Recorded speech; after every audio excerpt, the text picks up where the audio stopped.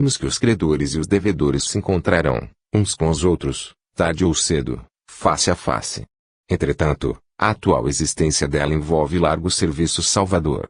Desposa o antigo associado de luta evolutiva que te não é estranho ao coração e reinará, maternalmente, no lar em que devotados benfeitores organizarão formoso ministério de trabalho iluminativo. Espíritos amigos da verdade e do bem se preparam a receber-lhe a ternura materna, quais flores abençoadas pelo orvalho celeste, em caminho de preciosa frutificação. Venho rogar-te, pois, seja suavizada a vindita cruel. Nossa alma, por mais impassível, modifica-se com as horas, o tempo tudo devasta e nos subtrai todos os patrimônios da inferioridade para que a obra de aperfeiçoamento permaneça. A matéria que nos serve as manifestações modifica-se com os dias. E, por mais invencíveis que fossem os poderosos juízes aos quais obedeces, não ultrapassariam eles, de nenhum modo, a autoridade soberana do Todo Misericordioso que lhes permite agir em nome da corrigenda, afeiçoando-lhes a tarefa ao bem comum. Pesados minutos de expectação e silêncio caíram sobre nós. Nosso instrutor, no entanto, longe de desanimar, retomou a palavra, em voz súplice. Se ainda não consegues ouvir os recursos interpostos pela lei do Cordeiro Divino que nos recomenda o amor recíproco e santificante, não te ensurdeças aos apelos do coração materno. Ajuda-nos a liberar Margarida, salvando-a da destrutiva perseguição. Não se faz imperioso o teu concurso pessoal. Bastar-nos a tua indiferença, a fim de que nos orientemos com precisa liberdade. O hierofante riu-se, contrafeito, e acrescentou, observo que conheces a justiça. Sim, concordou Gúbio, melancólico. O anfitrião, contudo, falou sem rebuços, quem lavra sentenças, despreza a renúncia. Entre os que defendem a ordem, o perdão é desconhecido. Determinavam os legisladores da Bíblia que os arestos se baseassem no princípio da troca, olho por olho e dente por dente. E já que te mostras tão bem informado acerca de Margarida, poderás, em sã consciência, suprimir as razões que me compelem a decretar-lhe a morte. Não discuto os motivos que te conduzem, exclamou o nosso orientador, entre aflito e entristecido traço. Todavia, ouso insistir na súplica fraterna. Auxilia-nos a conservar aquela existência valiosa e frutífera. Ajudando-nos, quem sabe? Talvez, pelos braços carinhosos da vítima de hoje poderias, tu mesmo, voltar ao banho lustral da experiência humana, renovando caminhos para glorioso futuro. Qualquer ideia de volta à carne me é intolerável, gritou Gregório, contrafeito. Sabemos, grande sacerdote, continuou Gúbio, muito calmo traço, que sem a tua permissão, em vista dos laços que Margarida criou com a tua mente, poderosa e ativa, ser-nos-ia difícil qualquer atividade libertadora. Promete-nos independência de ação. Não te pedimos sustar a sentença, nem pretendemos inocentar Margarida.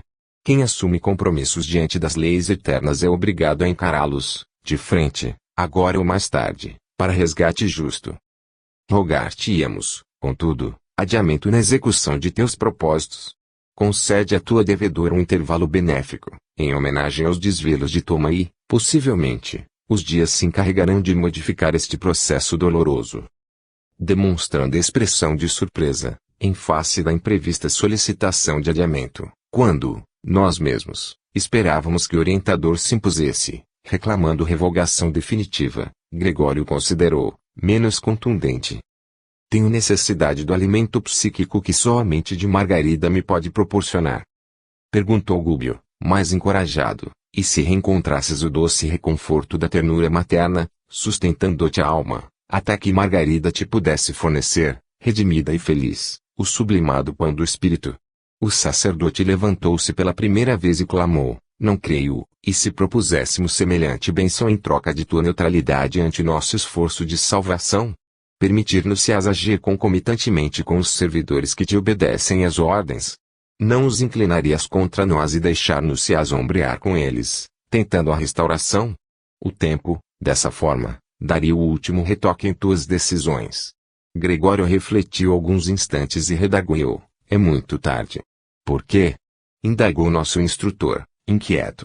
O caso de Margarida, esclareceu o hierofante em tom significativo, está definitivamente entregue a uma falange de 60 servidores de meu serviço, sob a chefia de duro perseguidor que lhe odeia a família. A solução cabal poderia ter sido alcançada em poucas horas, mas não desejo que ela me volte às mãos, com a revolta de vítima, em cuja fonte interior só me fosse possível recolher as águas turvas do desespero e do fel.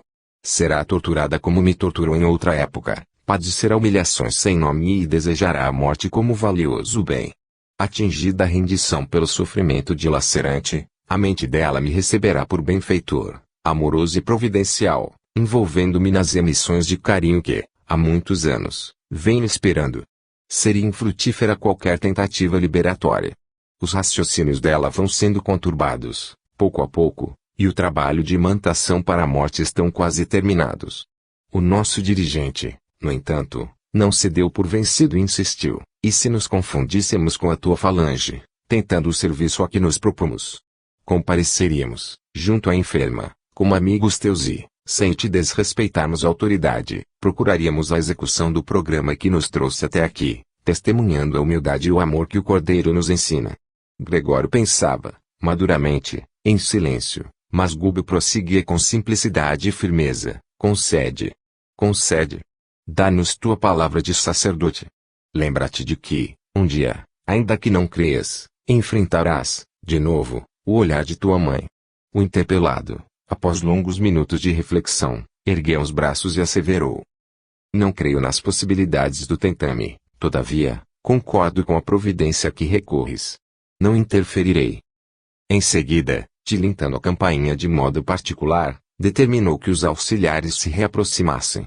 Como que semi-vencido na batalha em que se empenhara com a própria consciência, invocou a presença de um certo Timão, que nos surgiu pela frente surpreendendo-nos com seu semblante de carrasco. Dirigiu-lhe a palavra, indagando pelo andamento do caso Margarida, ao que o preposto informou estar o processo de alienação mental quase pronto. Questão de poucos dias para a segregação em casa de saúde. Indicando-nos, algo constrangido, determinou Gregório que o auxiliar de sinistro aspecto nos situasse junto da falange que operava, ativa, na execução gradual do seu decreto de morte. 9. Perseguidores invisíveis. No dia imediato, pela manhã, em companhia de entidades ignorantes e transviadas, dirigimos-nos para a confortável residência, onde espetáculo inesperado nos surpreenderia. O edifício de enormes dimensões denunciava a condição aristocrática dos moradores, não só pela grandeza das linhas, mas também pelos admiráveis jardins que o rodeavam. Paramos junto à ala esquerda, notando-a ocupada por muitas personalidades espirituais de aspecto deprimente. Rostos patibulares, carantonhas sinistras. Indiscutivelmente, aquela construção residencial permanecia vigiada por carcereiros frios e impassíveis, a julgar pelas sombras que os cercavam. Transpus o limiar, de alma opressa. O ar jazia saturado de elementos intoxicantes. Dissimulei, a custo, o malestar, recolhendo impressões aflitivas e dolorosas. Entidades inferiores, em grande cópia, afluíram à sala de entrada, sondando-nos as intenções.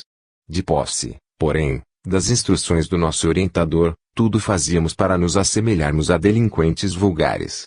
Reparei que o próprio Gúbio se fizera tão escuro, tão opaco na organização perispirítica, que de modo algum se faria reconhecível, à exceção de nós que o seguíamos, atentos, desde a primeira hora.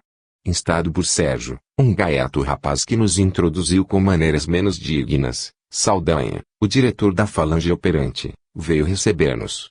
Pôs-se a fazer gestos hostis, mas, ante a senha com que Gregório nos favorecera, admitiu-nos na condição de companheiros importantes. O chefe deliberou apertar o cerco. Perguntou ao nosso instrutor, confidencialmente. Sim, informou Gúbio, de modo vago traço, desejaríamos examinar as condições gerais do assunto e auscultar a doente. A jovem senhora vai cedendo, devagarinho, esclareceu a singular personagem, indicando-nos vasto corredor atulhado de substâncias fluídicas detestáveis. Acompanhou-nos, um tanto solícito, mas desconfiado, e, em seguida breve pausa, deixou-nos livre à entrada da grande câmara de casal. A manhã resplandecia, lá fora, e o sol visitava o quarto, através da vidraça cristalina. Mulher ainda moça, mostrando extrema palidez nas linhas nobres do semblante digno, entregava-se à tormentosa meditação. Compreendi que atingíramos a intimidade de Margarida, a obsidiada que o nosso orientador se propunha socorrer. Dois desencarnados, de horrível aspecto fisionômico, inclinavam-se, confiantes e dominadores, sobre o busto da enferma, submetendo-a a complicada operação magnética. Essa particularidade do quadro ambiente dava para espantar.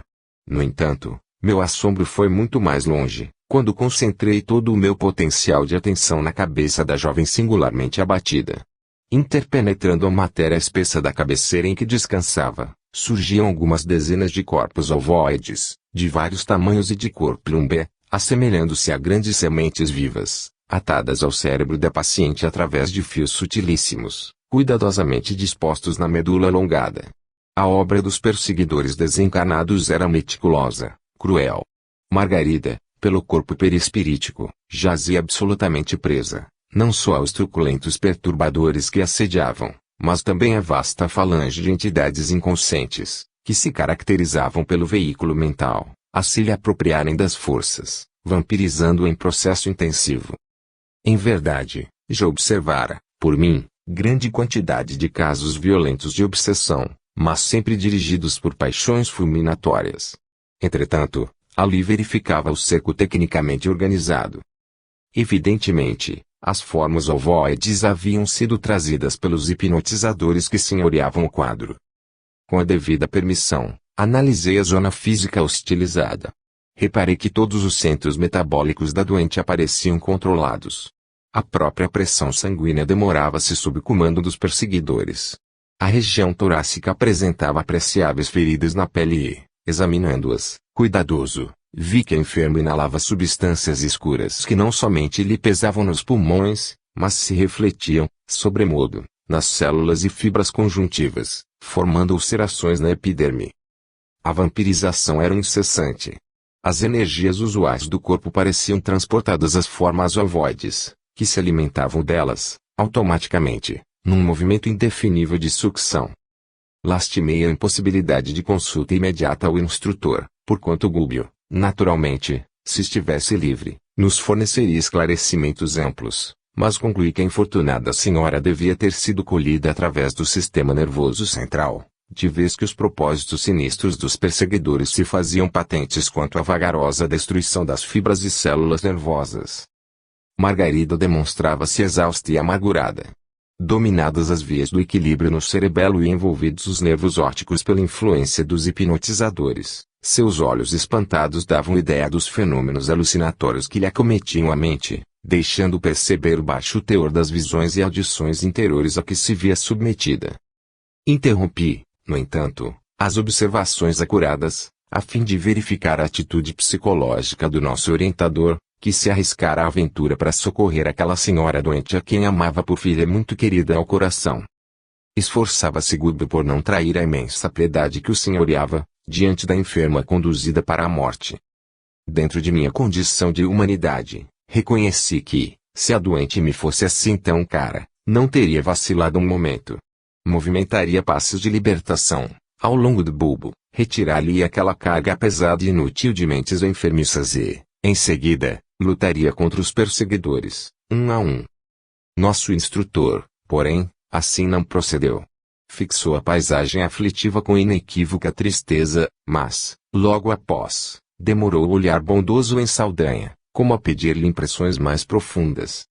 Secretamente tocado pelo impulso positivo do nosso dirigente, o chefe da tortura se sentiu na obrigação de prestar-lhe informações espontâneas. Estamos em serviço mais ativo. Há 10 dias precisamente, elucidou, resoluto.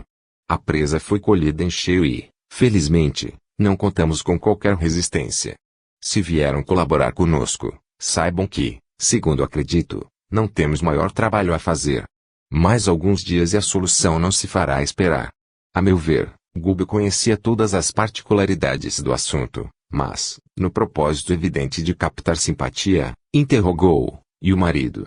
Ora, esclareceu Saldanha com escarninho sorriso traço, o infeliz não tem a menor noção de vida moral. Não é mau homem, todavia, no casamento foi apenas transferido de gozador da vida a homem sério. A paternidade constituir-lhe-ia um trambolho e filhinhos, se os recebesse, não passariam para ele de curiosos brinquedos. Hoje, conduzirá a esposa à igreja. E, reforçando a inflexão sarcástica, acentuou, Vão à missa, na esperança de melhoras. Mal acabaram a informação, tristonho e simpático cavalheiro, em cuja expressão carinhosa identifiquei, de pronto, o esposo da vítima, entrou no aposento, com ela permutando palavras amorosas e confortantes. Amparou-a, prestimoso, e ajudou a vestir-se com esmero. Decorridos alguns minutos, notei, apalimado, que os cônjuges, acompanhados por extensa súcia de perseguidores, tomavam um táxi na direção de um templo católico. Seguimos-nos sem detença. O veículo, a meu ver, transformara-se como que num carro de festa carnavalesca. Entidades diversas aboletavam-se dentro e em torno dele, desde os paralamas até o teto luzente. Minha curiosidade era enorme. Descendo a porta de elegante santuário, observei um estranho espetáculo. A turba de desencanados, em posição de desequilíbrio, era talvez 5 vezes maior que a assembleia de crentes em carne e osso. Compreendi, logo, que em maior parte ali se achavam com o propósito deliberado de perturbar e iludir. Saldanha encontrava-se excessivamente preocupado com as vítimas, para dispensar-nos maior atenção e, intencionalmente, Gubbio afastou-se um tanto, em nossa companhia, a fim de confiar-nos alguns esclarecimentos. Penetramos o templo onde se comprimiam nada menos de 7 a 8 centenas de pessoas. A algazarra dos desencanados ignorantes e perturbadores era de ensurdecer. A atmosfera pesava. A respiração fizera-se-me difícil pela condensação dos fluidos semicarnais ali reinantes, todavia, ao fixar os altares, confortante surpresa aliviou meu coração. Dos adornos e objetos do culto emanava doce luz que se espraiava pelos cimos da nave visitada de sol, fazia-se perceptível a nítida linha divisória entre as energias da parte inferior do recinto e as do plano superior. Dividiam-se os fluidos, à maneira de água cristalina e azeite impuro, num grande recipiente. Contemplando a formosa claridade dos nichos, perguntei ao nosso instrutor, que vemos? Não reza o segundo mandamento, trazido por Moisés, que o homem não deve fazer imagens de escultura para representar a paternidade celeste. Sim, concordou o orientador traço, e determina o testamento que ninguém se deve curvar diante delas. Efetivamente, pois, André, é um erro criar ídolos de barro ou de pedra para simbolizar a grandeza do Senhor, quando nossa obrigação primordial é a de render-lhe culto na própria consciência. Entretanto, a bondade divina é infinita e aqui nos achamos perante apreciável quantidade de mentes infantis. E sorrindo, acrescentou, quantas vezes, meu amigo, a criança calenta bibelôs, a fim de preparar-se convenientemente para as responsabilidades da vida madura. Ainda existem na Terra tribos primitivas que adoram o Pai na voz do trovão e coletividades vizinhas da taba que fazem de vários animais objeto de idolatria. Nem por isso o Senhor as abandona. Vale-se dos impulsos elevados que elas lhe oferecem e socorre-lhes as necessidades educativas. Nesta casa de oração, os altares recebem as projeções de matéria mental sublimada dos crentes. Há quase um século, as preces fervorosas de milhares deles aqui envolvem os nichos e apetrechos do culto. É natural que resplandeçam. Através de semelhante material, os mensageiros celestes distribuem dádivas espirituais com todos quantos sintonizem com o plano superior.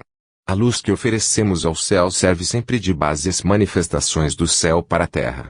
Ante ligeira pausa, alonguei olhar pela multidão bem vestida. Quase todas as pessoas, ainda aquelas que ostentavam nas mãos delicados objetos de culto, revelavam-se mentalmente muito distantes da verdadeira adoração à divindade. O halo vital de que se cercavam definia pelas cores o baixo padrão vibratório a que se acolhiam. Em grande parte, dominavam o pardo escuro e o cinzento carregado. Em algumas, os raios rubro-negros denunciavam cólera vingativa que, a nossos olhos, não conseguiriam disfarçar. Entidades desencanadas, em deplorável situação, espalhavam-se em todos os recantos, nas mesmas características. Reconheci que os crentes elegantes, ainda mesmo que desejassem orar com sinceridade, precisariam despender imenso esforço. A liturgia anunciou o início da cerimônia, mas, com grande assombro para mim, o sacerdote e os acólitos, não obstante se dirigirem para o campo de luz do altar-mor, envergando soberba vestimenta, jaziam em sombras, sucedendo mesmo aos assistentes. Entretanto, procedendo de mais alto, 3 entidades de sublime posição hierárquica se fizeram visíveis à Santa Mesa, com o evidente propósito de ali semearem os benefícios divinos. Magnetizaram as águas expostas, saturando-as de princípios salutares e vitalizantes, como acontece nas sessões de espiritismo cristão, e, em seguida, passaram a fluidificar as hóstias, transmitindo-lhes energias sagradas à fina contextura. Admirado, voltei a observar a plateia religiosa, mas os irmãos ignorantes que operavam no templo, sem corpo físico, tanto quanto ocorria aos encarnados, nem de longe registravam a presença dos nobres emissários espirituais que agiam em nome do infinito bem. Reparei, através do olho de muita gente, que determinado número de frequentadores se esforçava por melhorar a atitude mental na oração. Reflexos arroxeados, tendendo a vacilante brilho, apareciam aqui e acolá. Contudo, os malfeitores desencarnados propositadamente se postavam ao pé dos que se candidatavam à fé renovadora e irreverente, buscando conturbá-los. Não longe, fixe a atenção numa senhora que acompanhava o sacerdote com o manifesto desejo de receber a bênção celestial, os olhos úmidos e os tênues raios de luz, que se lhe projetavam da mente, diziam da sincera aspiração à vida superior que, naquele instante, lhe banhava o pensamento devoto. Entretanto, dois transviados da esfera inferior, percebendo-lhe a esperança construtiva, tentavam anular-lhe a atenção e, segundo o que me foi permitido verificar, lhe sugeriam reminiscências de baixo teor, inutilizando-lhe a tentativa. Voltei-me para o orientador, que prestimosamente explicou a história de gênios satânicos, atacando os devotos de variados matizes. No fundo, absolutamente verdadeira. As inteligências pervertidas, incapazes de receber as vantagens celestes, transformam-se em instrumentos passivos das inteligências rebeladas, que se interessam pela ignorância das massas, com lastimável menosprezo pela espiritualidade superior que nos governa os destinos. A aquisição de fé, por isto mesmo, demanda trabalho individual dos mais persistentes. A confiança no bem e o entusiasmo de viver que a luz religiosa nos infunde modificam-nos a tonalidade vibratória. Lucramos infinitamente com a imersão das forças interiores no sublimado idealismo da crença santificante, a que nos afeiçoamos. Todavia, o serviço real que nos cabe não se resume só a palavras. A profissão de fé não é tudo. A experiência da alma no corpo denso destina-se, de maneira fundamental, ao aprimoramento do indivíduo. É nos atritos da marcha que o ser se desenvolve, se apura e ilumina. Não obstante, a tendência dos crentes, em geral, e a de fugir aos conflitos da senda. Pessoas existem que depois de servirem ao ideal religioso, durante 2 anos, pretendem o repouso de 20 séculos. Em todas as casas de fé, os mensageiros do Senhor distribuem favores de bênçãos compatíveis com as necessidades de cada um. Entretanto, é imprescindível que se prepare o coração nas linhas do mérito, a fim de recolhê-los. Entre emissão e recepção, prevalece o imperativo da sintonia. Sem esforço preparatório, é impossível ambientar o benefício. Embalde impuríamos, de imediato, ao homem selvagem a vida num palácio erguido pela cultura moderna. Aos acordes de nossa música, preferiria-lhe os ruídos da ventania, e um cabaz de flechas lhe pareceria mais valioso que um dos nossos mais perfeitos parques industriais. Portanto, para que alguém se coloque a caminho das eminências sociais, é indispensável seja educado, de boa vontade, aceitando as sugestões de melhoria e serviço.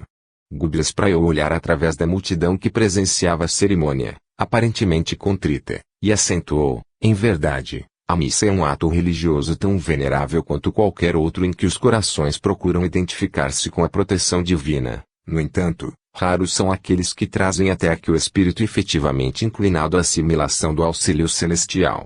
E para a formação de semelhante clima interior, cada crente, além do serviço de purificação dos sentimentos, necessitará também combater a influência dispersiva e perturbadora que procede dos companheiros desencarnados que lhe buscam arrefecer o fervor. Continuou Gubbio a prestar-nos valiosos esclarecimentos alusivos à solenidade, enquanto a missa se encaminhava para a fase final. As vozes do coro como que projetavam vibrações harmoniosas e lúcidas ao longo da nave radiosa, e vi, num deslumbramento, que muitos espíritos sublimes penetraram o recinto, de semblante glorificado, rumando para o altar, onde o celebrante elevava o cálice, depois de abençoar a sagrada partícula. Intensa luminosidade fluía do sacrário, envolvendo todo o material do culto, mas, surpreendido, reparei que o sacerdote, ao erguer a oferta sublime, apagou a luz que a revestia com os raios cinzento escuros que ele próprio expedia em todas as direções. Logo após, quando se preparou a distribuir o alimento eucarístico entre os 11 comungantes que se prosternavam, humildes, à mesa adornada de alvo linho, notei que as hóstias, no prateado recipiente que as custodiava, eram autênticas flores de farinha, coroadas de doce esplendor. Irradiavam luz com tanta força que o magnetismo obscuro das mãos do ministro não conseguia inutilizá-las. Todavia, à frente da boca que se dispunha a receber o pão simbólico, enegreciam como por encanto. Somente uma senhora, ainda jovem, cuja contrição era irrepreensível, recolheu a flor divina com a pureza desejável. Vi a hóstia, qual foco de fluidos luminescentes, atravessar a faringe, alojando-se-lhe a claridade em pleno coração. Intrigado, procurei ouvir o instrutor que, muito ponderado, elucidou sem delonga. Aprendeste a lição? O celebrante, apesar de consagrado para o culto, e ateu e gozador dos sentidos, sem esforço interior de sublimação própria. A mente dele para longe do altar. Acha-se sumamente interessado em terminar a cerimônia com brevidade, de modo a não perder uma alegre excursão em perspectiva. Quanto aos que compartilharam a mesa da Eucaristia, cheios de sentimentos rasteiros e sombrios, eles mesmos se incumbem de anular as dádivas celestes, antes que lhes tragam benefícios imerecidos. Temos aqui grande quantidade de crentes titulares, mas muito poucos amigos do Cristo e servidores do bem. O it, misseste dispersou os fiéis que, ao fim da reunião, mais se assemelhavam ao barulhento bando de passarinhos de bela plumagem. Absorto em fundas reflexões, ante o que me fora dado observar, acompanhei o nosso orientador e Eloy, para junto da enferma e do esposo, que se retiraram, de regresso ao lar, cercados pelo mesmo séquito de entidades infelizes, sem a menor alteração. 10. Em aprendizado. De retorno a casa, com indisfarçável estranheza reparei que o nosso instrutor não empreendia qualquer ataque em defesa da doente querida. A jovem senhora, novamente metida no leito, semi-aniquilada, punha os olhos no ar vazio, absorvida de indefinível pavor. Um dos insensíveis magnetizadores presentes, a insinuação de Saldanha, começou a aplicar energias perturbadoras, ao longo dos olhos, torturando as fibras de sustentação. Não somente o cristalino, em ambos os órgãos visuais, denunciava fenômenos alucinatórios, mas também as artérias oculares revelavam-se sob fortes modificações. Percebi a facilidade com que os seres perversos das sombras hipnotizam as suas vítimas, impondo-lhes os tormentos psíquicos que desejam. Grossas lágrimas banhavam o rosto da enferma, traduzindo-lhe as agitações interiores. Dilacerada, a mente aflita e sofredora tiranizava o coração que batia, precipite, imprimindo graves alterações em todo o cosmos orgânico. Das complicadas operações sobre os olhos, o magnetizador passou a interessar-se pelas vias do equilíbrio e pelas células auditivas, carregando-as de substância escura, qual se estivesse doando combustível a um motor.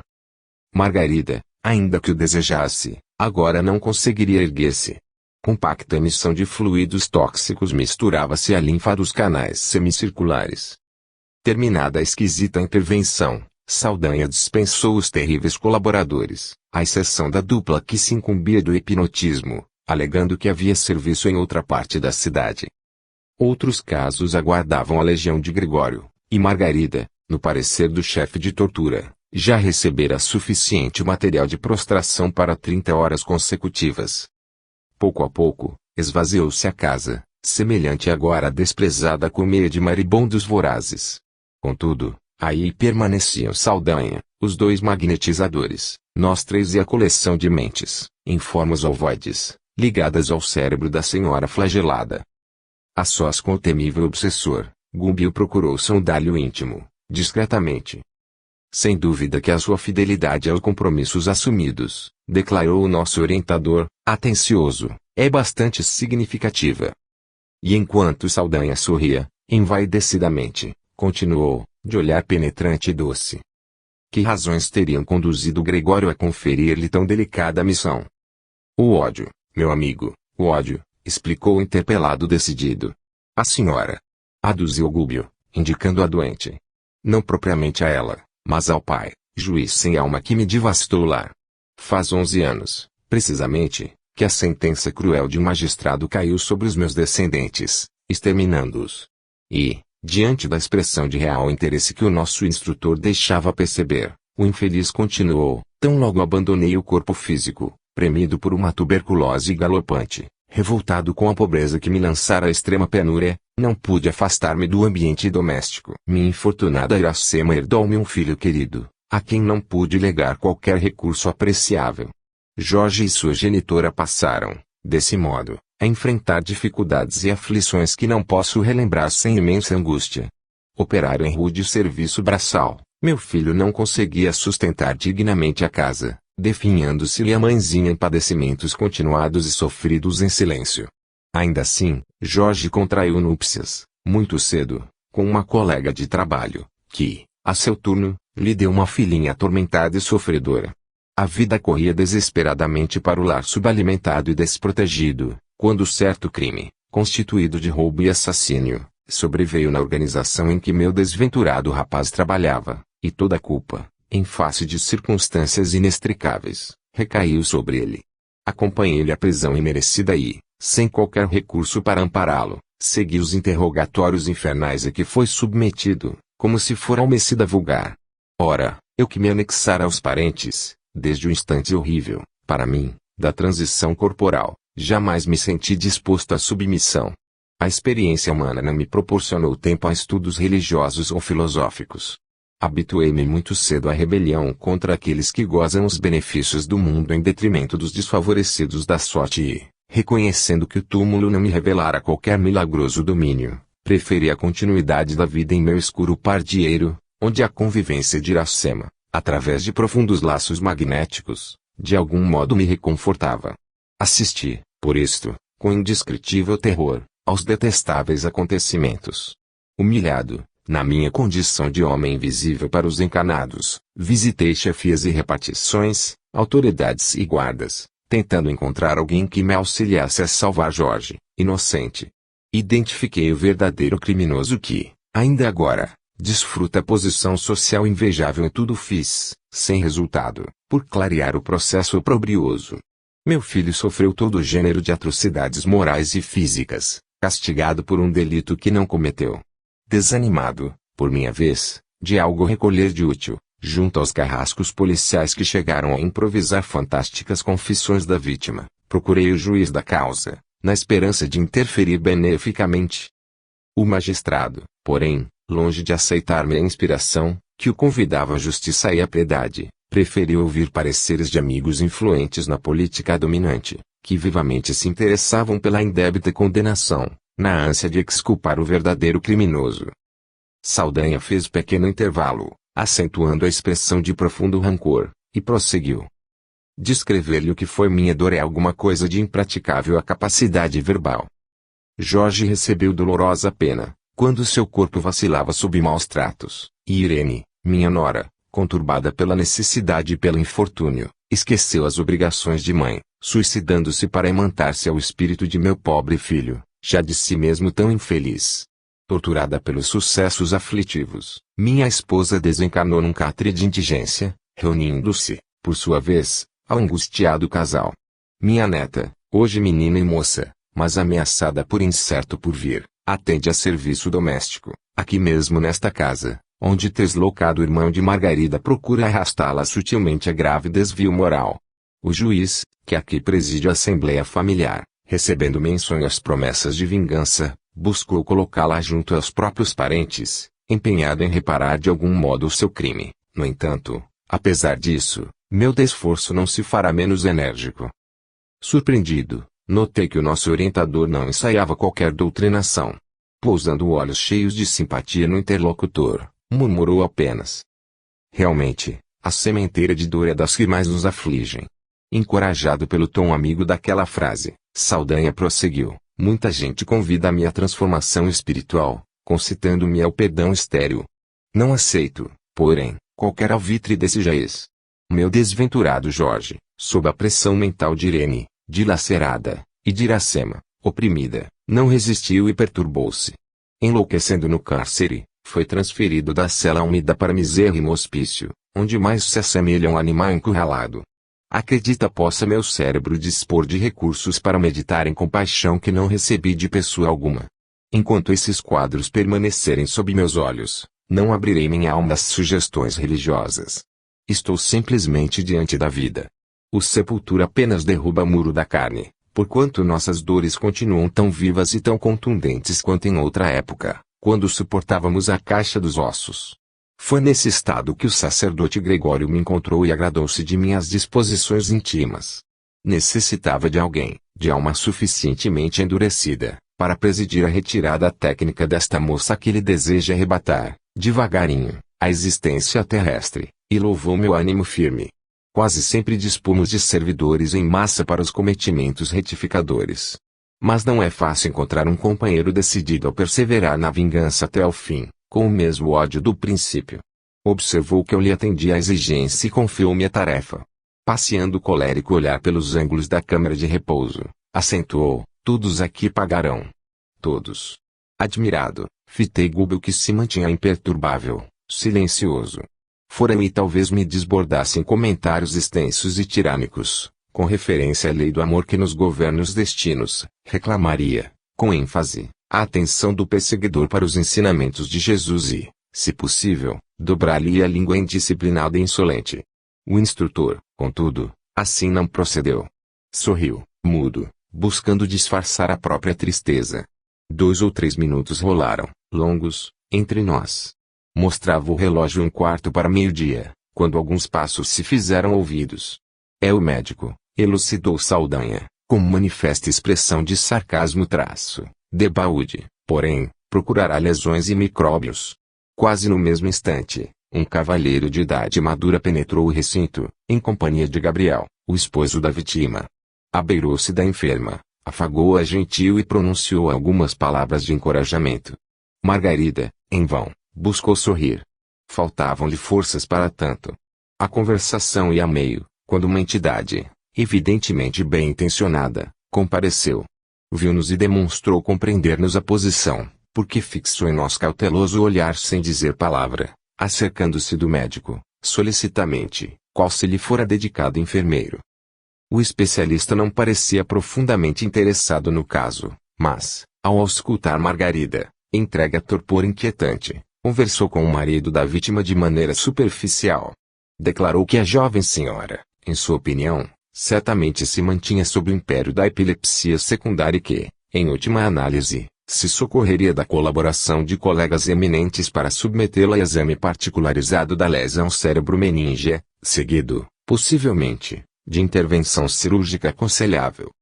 Em seguida, porém, observei que a entidade espiritual recém-chegada e que o assistia, com desvelo, pousou a destra em sua fronte, como se desejasse transmitir-lhe algum alvitre providencial.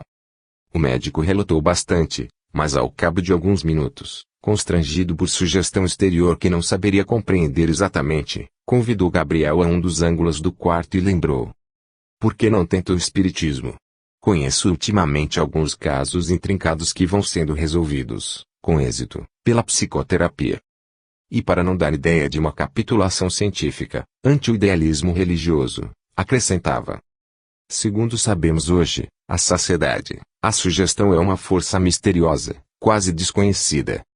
O esposo da enferma recebeu o conselho, com simpatia, e perguntou: poderá orientar-me suficientemente? O psiquiatra recuou, de algum modo, e obtemperou: bem, não disponho de maior trato com os expoentes do assunto, todavia, segundo acredito, não terá dificuldades para experimentar. Logo após, deixou ali algumas indicações escritas, relacionando drogas e injeções, e dispôs-se a sair, sob o riso escarninho de Saldanha, que dominava amplamente a situação. Goebel conversou qualquer coisa com o inquisidor desencanado e, em seguida, dirigiu-se a mim, esclarecendo: André, combinamos que, para observações, deve seguir o médico. Dentro de algumas horas, porém, volta ao nosso posto. Compreendi que o nosso orientador me proporcionava a recolha de novos ensinamentos e acompanhei o especialista em moléstias nervosas, cauteloso e contente. Distanciado agora do lugar em que nosso instrutor travava batalha singular, acerquei-me da personalidade que assistia o médico de perto e entabulamos amistoso diálogo. O novo amigo atendia pelo nome de Maurício, fora enfermeiro do Esculápio que protegia e recebera, com satisfação, a tarefa de ampará-lo nos empreendimentos profissionais. Todos os médicos, asseverou-me, convicto traço, ainda mesmo quando materialistas de mente impermeável à fé religiosa, contam com amigos espirituais que os auxiliam. A saúde humana é dos mais preciosos dons divinos. Quando a criatura, por relaxamento ou indisciplina, delibera menosprezá-la, faz-se difícil o socorro aos seus centros de equilíbrio, porque, em todos os lugares, o pior surdo é aquele que não quer ouvir. Todavia, por parte de quantos ajudam a marcha humana, da esfera espiritual, há sempre medidas de proteção à harmonia orgânica, para que a saúde das criaturas não seja prejudicada. Claro que há erros tremendos em medicina que não podemos evitar. Nossa colaboração não pode ultrapassar o campo receptivo daquele que se interessa pela cura alheia ou pelo próprio reajustamento. Entretanto, realizamos sempre em favor da saúde geral quanto nos é possível. E, numa expressão profundamente significativa, acentuou: se os médicos orassem. Nesse instante, alcançamos o ponto de destino, antecipando-nos, de algum modo, ao amigo encarnado sob minha observação. A residência, confortável, não obstante o formoso jardim que a circundava, permanecia transbordante de fluidos desagradáveis. O clima doméstico era perturbador. Maurício elucidou, sem preâmbulos: estamos sumamente interessados em que o nosso amigo se influencie no trato com as magnas questões da alma, a fim de aperfeiçoar-se na tarefa junto à mente enferma. Por isso encaminhamos até aqui, por vias indiretas, livros e publicações acerca do assunto. Entretanto, contra o nosso desejo, não somente preponderam os preconceitos da classe módica, mas também a influência perniciosa que a segunda esposa exerce sobre ele. Homem inteligente, mas muitíssimo arraigado à remuneração dos sentidos, o nosso amigo não suportou a viuvez e desposou, há 5 anos, uma jovem que lhe exige pesado tributo à maturidade respeitável. Acontece, também, que a esse problema eu cresce questão muito grave. A primeira esposa desencarnada deixou 2 rapazes e permanece ligada à organização doméstica, que considera sua propriedade exclusiva. Por mais que o nosso trabalho se acentue, ainda não conseguimos retirá-la, com proveito, da casa, porque o pensamento dos filhos, em conflito com o pai e com a madrasta, lhe invoca a atuação, de minuto a minuto. O duelo mental nesta casa é enorme. Ninguém cede, ninguém desculpa e o combate espiritual permanente transforma o recinto numa arena de trevas. Calou-se o informante, enquanto entravamos, e pude notar que, efetivamente, a ex-dona da casa, sem o corpo físico, em singular posição de revolta ali se achava, abraçada a um dos filhos, moço de seus 18 anos presumíveis, que fumava nervosamente numa espreguiçadeira. Via-se-lhe perfeitamente a condição de vaso receptivo da sublevada mente materna. Ideias inquietantes e delituosas povoavam-lhe a cabeça. Fios tenuíssimos de força magnética ligavam-no à mãezinha infeliz. Tinha as mãos crispadas e o olhar absorto, maquinando planos diabólicos e, por mais que o envolvesse o socorro de Maurício, nem ele, nem aquela que lhe fora ciumenta genitora, se mostravam suscetíveis de receber-nos a influenciação restauradora. Tenho trabalhado tanto quanto me é possível, explicou o novo companheiro, a fim de ambientar aqui o espiritualismo de ordem superior. Achamo-nos, entretanto, num campo imensamente refratário. Nesse instante, o médico transpôs o limiar e Maurício colocou sobre a fronte dele a destra generosa, buscando fornecer-lhe intuições exatas, referentes ao caso de Margarida. O especialista, num ótimo, começou a articular o aparelhamento mental para exame do assunto que lhe era sugerido, lembrando certa publicação técnica, única maneira através da qual conseguia registrar os pensamentos do companheiro espiritual. Mesmo assim, o esforço não logrou êxito. O filho atacou o genitor com recriminações acerbas, em vista de se haver demorado excessivamente para o almoço. O esculápio depressa desligou a mente de nossos fios invisíveis, precipitando-o no torvelinho das vibrações antagônicas. A esposa desencarnada veio igualmente sobre ele, furiosamente. Reparei que o dono da casa não lhe assinalou os punhos ativos no rosto, mas o sangue concentrou-se-lhe na região das têmporas, tingindo-se-lhe a máscara fisionômica de cólera indisfarçável. Resmungou algumas palavras, saturadas de indignação, e perdeu, de todo, o contacto espiritual conosco. Maurício indicou com insofreável tristeza e acentuou: é sempre assim. Muito difícil aproximar-nos, na esfera física, daqueles a quem nos propomos auxiliar. Surgem ensejos valiosos de realização espiritual, como presentemente nos ocorre, diante do problema de Margarida. No entanto, nossas tentativas redundam em rematada frustração. Um homem, intelectualizado pela responsabilidade acadêmica, por si mesmo deveria sentir santa curiosidade perante a vida, abstendo-se de certo comércio mais intenso com a satisfação egoística da experiência no corpo. Porém, a criatura costuma persegui-la até desgaste completo da forma carnal de que se serve. Por mais que a convoquemos à preciosa viagem da periferia para o centro, a fim de que ela se amolde aos imperativos da vida que a espera, além do sepulcro, nosso esforço é quase sempre considerado adiável e inútil. Sorriu, enigmático, ajuntou, e observemos que nos achamos à frente de um homem chamado pelo campo social ao Ministério da Cura. Nesse ínterim, a pequena família se reuniu, ao redor da mesa posta, e a segunda esposa do médico me impressionou pelo apuro da apresentação. A pintura do rosto, sem dúvida, era admirável. O traje elegante e sóbrio, as joias discretas e o penteado harmonioso realçavam-lhe a profundez do olhar, mas rodeava-se ela de substância fluídica deprimente. Halo Plumber denunciava-lhe a posição de inferioridade. Socialmente, aquela dama devia ser das de mais fino trato, contudo, terminado o repasto, deixou positivamente evidenciada sua deplorável condição psíquica. Depois de uma discussão menos feliz com o marido, a jovem mulher buscou o sono da cesta, num divã largo e mácio. Intencionalmente, Maurício convidou-me a espreitar-lhe o repouso e, com enorme surpresa, aturdido mesmo, não lhe vi os mesmos traços fisionômicos na organização perispiritual que abandonava a estrutura carnal, entregue ao descanso. Alguma semelhança era de notar-se, mas, afinal de contas, a senhora tornara-se reconhecível. Estampava no semblante os sinais das bruxas dos velhos contos infantis. A boca, os olhos, o nariz e os ouvidos revelavam algo de monstruoso. A própria esposa desencarnada, ali presente em clamorosa revolta, não se animou a enfrentá-la. Recuou semi-espavorida, tentando ocultar-se junto do filho. Lembrei-me, então, do livro em que Oscar Wilde nos conta a história do retrato de Dorian Gray, que adquiria horrenda expressão à medida que o dono se alterava, intimamente, na prática do mal e, endereçando a Maurício o olhar indagador, dele recebi sensata elucidação. Sim, meu amigo, disse, tolerante traço, a imaginação de Wilde não fantasiou, o homem e a mulher, com os seus pensamentos, atitudes, palavras e atos criam, no íntimo, a verdadeira forma espiritual a que se acolhem.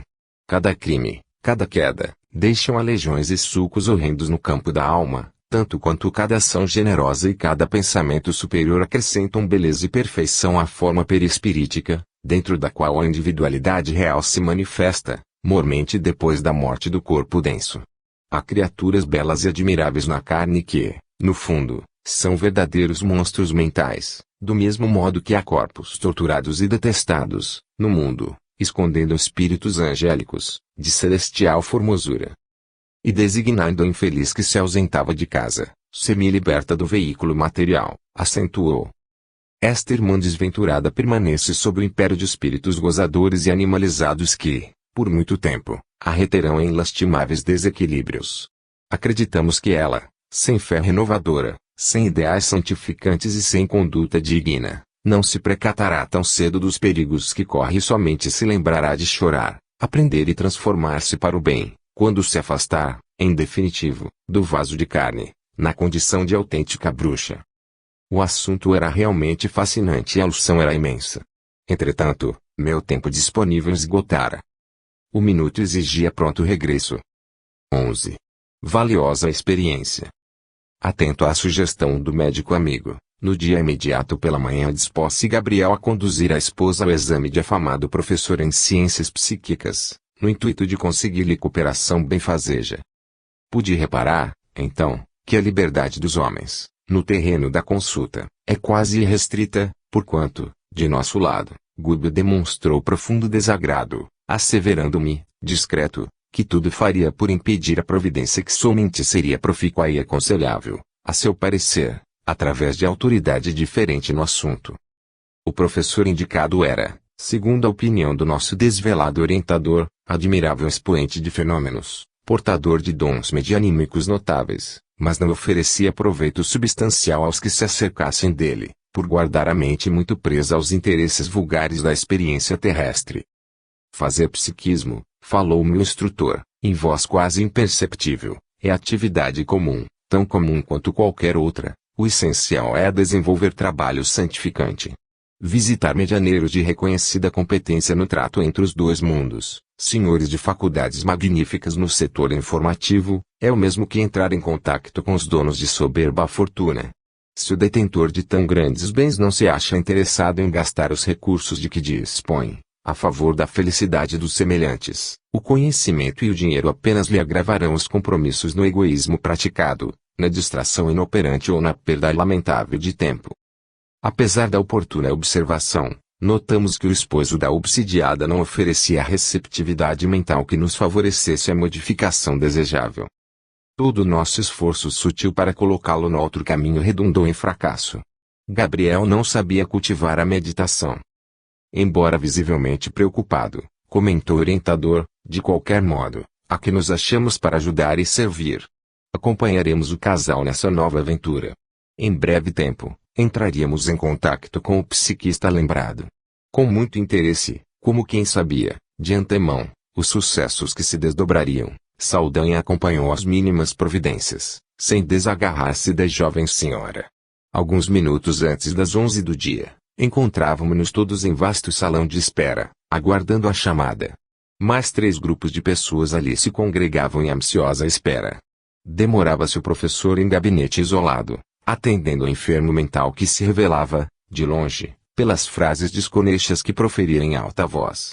Reparei que os presentes se faziam seguidos de grande número de desencanados.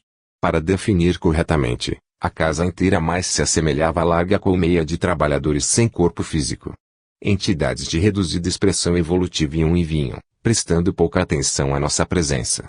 Em vista da férrea disposição de Saldanha, no sentido de manter Margarida sob severa custódia pessoal, o nosso instrutor, alegando interesse na sondagem do ambiente, afastou-se um tanto, em nossa companhia, detendo-se no exame acurado dos consulentes. Acercamo-nos de acolhedora poltrona, em que um cavalheiro de idade madura, dando mostras de evidente moléstia nervosa, permanecia ladeado por 2 rapazes. Suor frio lhe banhava a fronte e extrema palidez, com traços de terror, lhe exteriorizava a lipotimia. Revelava-se torturado por visões pavorosas no campo íntimo, somente acessíveis a ele mesmo. Registrei-lhe as perturbações cerebrais e vi, sob forte assombro, as várias formas ovoides, escuras e diferenciadas entre si, aderindo-lhe à organização perispirítica. Achava-me interessado em que o nosso instrutor se pronunciasse. Gubbio observava-o meticulosamente, de certo nos preparando valiosos ensinamentos. Transcorridos alguns instantes, falou-nos em voz sumida. Vejamos a que calamidades fisiológicas podem os distúrbios da mente conduzir um homem. Temos sob nosso olhar um investigador da polícia em graves perturbações. Não soube deter o bastão da responsabilidade. Dele abusou para humilhar e ferir. Durante alguns anos, consegui manter o remorso à distância, todavia, cada pensamento de indignação das vítimas passou a circular-lhe na atmosfera psíquica, esperando o ensejo de fazer-se sentir. Com a maneira cruel de proceder atraiu, não só a ira de muita gente, mas também a convivência constante de entidades de péssimo comportamento que mais lhe arruinaram o teor de vida mental. Chegado o tempo de meditar sobre os caminhos percorridos, na intimidade dos primeiros sintomas de senectude corporal, o remorso abriu-lhe grande brecha na fortaleza em que se entrincheirava. As forças acumuladas dos pensamentos destrutivos que provocou para si mesmo, através da conduta irrefletida a que se entregou levianamente, libertadas de súbito pela aflição e pelo medo, quebraram-lhe a fantasiosa resistência orgânica, quais tempestades que se sucedem furiosas, esbarrondando a represa frágil com que se acredita conter o impulso crescente das águas. Sobrevindo a crise, energias desequilibradas da mente em desvario vergastaram-lhe os delicados órgãos do corpo físico. Os mais vulneráveis sofreram consequências terríveis. Não apenas o sistema nervoso padece tortura incrível, o fígado traumatizado inclina-se para a cirrose fatal. Sentindo-nos as interrogações silenciosas do olhar, quanto à solução possível naquele enigma doloroso, o orientador acentuou. Este amigo, no fundo, está perseguido por si mesmo, atormentado pelo que fez e pelo que tem sido. Só extrema modificação mental para o bem poderá conservá-lo no vaso físico. Uma fé renovadora, com esforço de reforma persistente digna da vida moral mais nobre, conferir-lhe-á diretrizes superiores, dotando de forças imprescindíveis à autorrestauração. Permanece dominado pelos quadros malignos que improvisou em gabinetes isolados e escuros, pelo simples gosto de espancar infelizes, a pretexto de salvaguardar a harmonia social. A memória é um disco vivo e milagroso. Fotografa as imagens de nossas ações e recolhe o som de quanto falamos e ouvimos. Por intermédio dela, somos condenados ou absolvidos, dentro de nós mesmos. O assunto era sedutor, mas, talvez para não acordar demasiada atenção em Saldanha e em outros espíritos menos educados que nos contemplavam curiosamente, Gúbio passou a reparar conosco outro caso. Abeiramo-nos de um divã, em que respeitável senhora se sentava ao lado de jovem clorótica, parecendo minha avó e neta. Dois espíritos de aspecto sinistro rodeavam a menina, qual se devesse estar custodiada por guardas tirânicos. A matrona aflitivamente aguardava o instante da consulta. A jovem, que proferia disparates, não falava por si. Fios tênues de energia magnética ligavam-lhe o cérebro à cabeça do irmão infeliz que se lhe mantinha à esquerda. Achava-se absolutamente controlada pelos pensamentos dele, à maneira de magnetizado e magnetizador. A doente ria sem propósito e conversava a esmo, reportando-se a projetos de vingança, com todas as características de idiotia e inconsciência. Gúbio examinou-a com a atenção habitual e informou: encontramos aqui doloroso drama do passado. A vida não pode ser considerada na conta estreita de uma existência carnal. Abrange a eternidade. É infinita nos séculos infinitos. Esta menina comprometeu-se gravemente no pretérito. Desposou um homem e desviou-lhe o irmão para vicioso caminho. O primeiro suicidou-se e o segundo asilou-se no fundo vale da loucura. Ei-los, presentemente, ao lado dela para deplorável vinda. Na atualidade, a vozinha preparou-lhe um casamento nobre, receando deixá-la no mundo entregue a si própria. Entretanto, em vésperas de concretização do plano benéfico, ambas as vítimas de outro tempo, mentalmente cristalizadas no propósito de desforra, buscam impedir-lhe a união esponsalícia. O ex-marido ultrajado, em fase primária de evolução, ainda não conseguiu esquecer-lhe a falta e ocupa-lhe os centros da fala e do equilíbrio. Enche-lhe a mente de ideias dele, subjuga e requisita-lhe a presença na esfera em que se encontra. Permanece a pobrezinha saturada de fluidos que lhe não pertencem.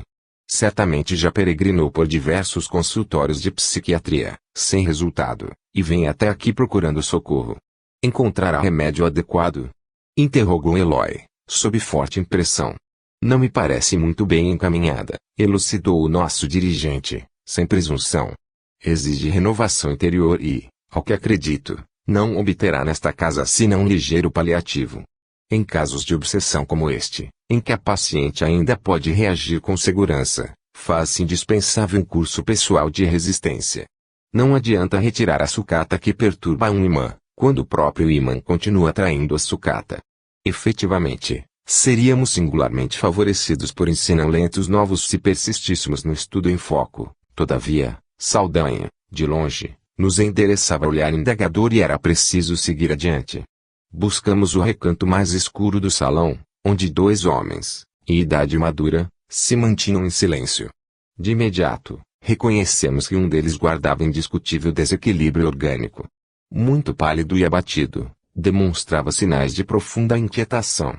Junto deles se encontrava uma entidade desencanada, de humilde aspecto.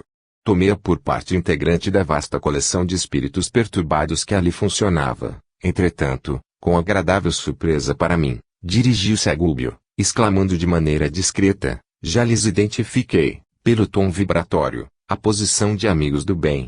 Indicando o enfermo, acentuou: venho aqui na defesa deste amigo. Segundo estarão informados, dispomos no recinto de vigoroso operador mediúnico, sem iluminação interior de maior vulto. Assalariou-lhe algumas dezenas de espíritos desencanados, de educação incipiente, que lhe absorvem as emanações e trabalham cegamente sob suas ordens, tanto para o bem quanto para o mal. Sorrindo, acrescentou: nesta casa, o enfermo não é amparado pelo socorrista de que se vem valer e, sim, pela assistência espiritual edificante de que possa desfrutar. E porque o indagasse, com respeito ao doente, explicou: gentil, Este companheiro é austero administrador de serviços públicos.